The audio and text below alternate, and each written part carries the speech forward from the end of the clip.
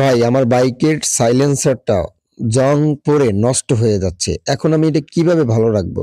এটা ভালো রাখার উপায়টা কি? এটা কিন্তু অনেকজন আমরা জানি না। আমরা শুধু বাইক ইউজই করি।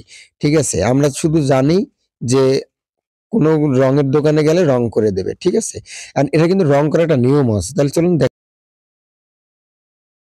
আসসালামু আলাইকুম বাইকার্স কেমন আছেন? আলহামদুলিল্লাহ অনেক ভালো আছেন আশা করি। আমি মোহাম্মদ তুহিন খান। আজকে আমি যেটা নিয়ে আলোচনা করব সেটা হইছে বাইকের সাইলেন্সারে রং পড়ে যায়। এই রংটা আমি কোথা থেকে করব? এটা অনেকজনই আমার কমেন্ট করছেন। দেখেন এই বাইকের সাইলেন্সারটা কিন্তু অনেক ডার্টি হয়েছিল এবং প্রচুর পরিমাণ জং পড়ছিল। ঠিক আছে? এখন এইটা কিন্তু আমি ঘষে রং করে দিচ্ছি। হ্যাঁ, এখন কথা হইছে এই যে হিট প্রুফ রংটা এটা করার কিন্তু নিয়ম আছে। আমরা কিন্তু কোনরকম ঘষে কিন্তু আমরা করতে পারবো না। তাহলে কিন্তু এই রংটা আ মানে লং লাস্টিং দিবে না। ঠিক আছে? এখন সেক্ষেত্রে আপনি কি করবেন? সেক্ষেত্রে আপনি এই সাইলেন্সারটা খুলবেন সুন্দর করে আ মানে সার্ফ এক্সেল দিয়ে হয়তোবা কোনো সাবানের গুঁড়ো দিয়ে সুন্দর করে ধুবেন। ধোয়ার পর একটু শুকাবেন। শুকিয়ে তারপরে ওয়াটার পিপার আছে ২ প্রকারের। একটা আছে পুরাটা 0 আরেকটা আছে আ অন। ঠিক আছে?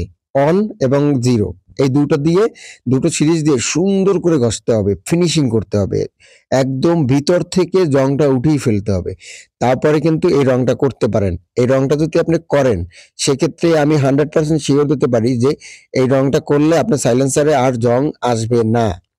আপনি আ কম হইলেও ২ বছর থেকে ২.৫ বছর আপনার সাইলেন্সারটা ভালো থাকবে এবং আপনার সাইলেন্সার ফেটে যাবে না, বারবার ঝালাই করতে হবে না। ঠিক আছে?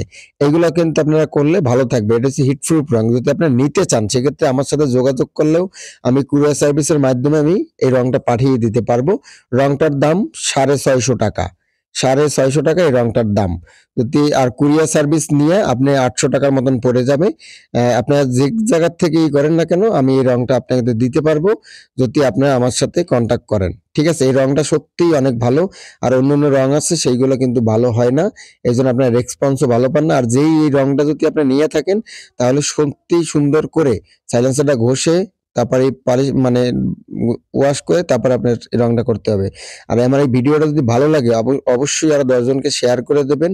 আপনার মাধ্যমে যেন আরো ১০ জন দেখতে পারে এবং জানতে পারে এই রংটার বিষয়ে। তাহলে ভালো থাকবেন। আজকে এই পর্যন্ত আছি। আসসালামু